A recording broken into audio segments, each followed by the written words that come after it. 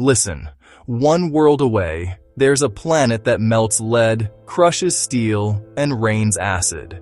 From our backyards, it shines like a gentle evening star, a serene point of light in the twilight.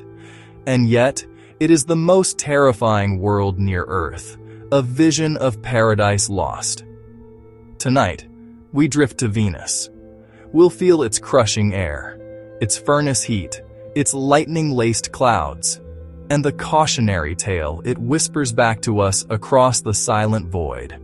Set down any tension you're holding. Let your shoulders soften and fall. Breathe in, and picture a bright crescent planet growing larger ahead.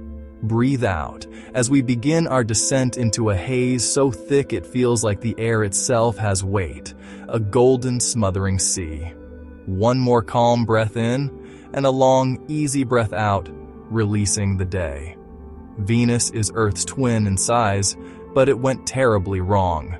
Billions of years ago, it may have had liquid water oceans, much like a young Earth. But a runaway greenhouse effect took hold. The sun's warmth, unable to escape, was trapped by a thickening carbon dioxide sky. The oceans boiled away, and the planet became a sealed, irreversible oven. Beneath those soft-looking clouds lies relentless, planet-wide fire. At the surface, the air presses down with about 92 times Earth's pressure, the equivalent of being a kilometer deep in our own oceans. The temperature is a uniform 465 degrees Celsius, hot enough to melt lead, zinc, and tin. Steel would weaken and glow a dull red, electronics would fail in seconds, and the horizon would shimmer in a perpetual orange, choking dusk. Above, clouds of sulfuric acid boil and roll in a layered, planet-wide storm. This isn't a sky of water vapor, but a blinding, corrosive veil that hides the ground from view. Strange, powerful lightning, different from Earth's, flickers within the haze, and acid droplets form and evaporate in a cycle of chemical rain that never reaches the scorching surface below. The atmosphere races around the planet in a phenomenon called superrotation. Hurricane-force winds, traveling over 300 kilometers per hour, circle Venus in just 4 Earth days. Yet the solid world beneath turns painfully slow. A single Venusian day is longer than its year. This creates long, dreamlike spans of light and dark, where the sun rises in the west and sets in the east. Lightning may crackle through the dense clouds, a sign of the planet's turbulent energy. And without a strong, protective magnetic field like Earth's, the solar wind strips away lighter atoms from the upper atmosphere, sculpting it over eons. While the top of the sky bleeds into space, the heavy CO2 sea below keeps the ancient heat locked in, a perfect trap. The surface, mapped by the radar of the Magellan spacecraft, tells a volcanic story. We see vast lava plains, sprawling shield volcanoes, and strange, fractured highlands called tesserae, which look like shattered tiles. More recent data from orbiters like Akatsuki hint at active eruptions, suggesting this is a world still exhaling its inner heat in the dark. Imagine standing there. The sky is a thick, oppressive ceiling of dim orange twilight, even at noon. The air hums with immense weight. Sound is heavy, muffled, and close, unable to travel far. Heat presses in from every direction, and the world feels both deathly silent and overwhelmingly powerful. We have visited briefly and with great difficulty. In the 1970s and 80s, the Soviet Venera landers fell through the clouds like armored stones. They were built to endure the crush and the furnace, and for a few precious moments they sent images home. Minutes to an hour or two, that was all they could withstand before the heat took everything. Those fleeting pictures showed flat, fractured rocks under a dusty orange glow, a harsh alien stillness at the end of a long, violent fall.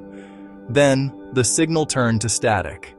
And the planet, having destroyed our messenger, kept its secrets. Even hell has layers. High in the clouds, about 50 kilometers up, the pressure and temperature are surprisingly Earth-like.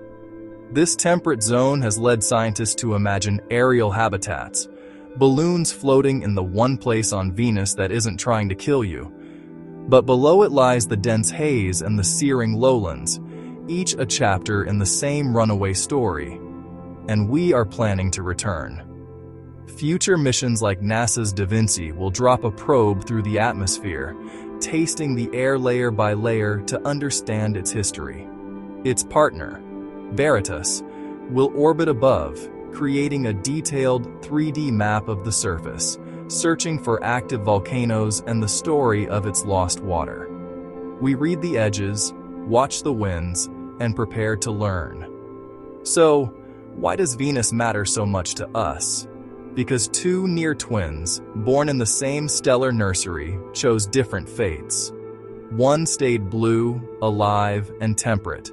One turned to fire, pressure, and acid. Venus is a mirror held uncomfortably close. A stark, planetary scale warning about heat, air, and the delicate balance of a climate.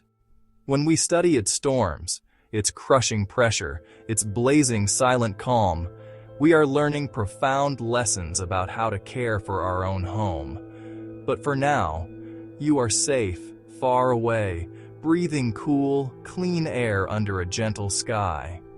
Your body, forged from ancient stars, rests on a world with seas and rain that bless, not burn. Breathe in, like a calm orbit gathering starlight, and breathe out, like solar winds easing to a perfect stillness. Let Venus keep its lonely vigil in the evening sky. There is nothing you must solve or fear tonight, only a quiet truth to hold in the stillness. Even a hellish world, seen from a safe distance, can teach us how infinitely precious a gentle one can be.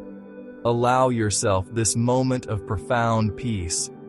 A soft, slow breath in, feeling the stillness settle around you. A gentle, complete breath out, letting go of everything but this quiet. Rest now. Sleep well.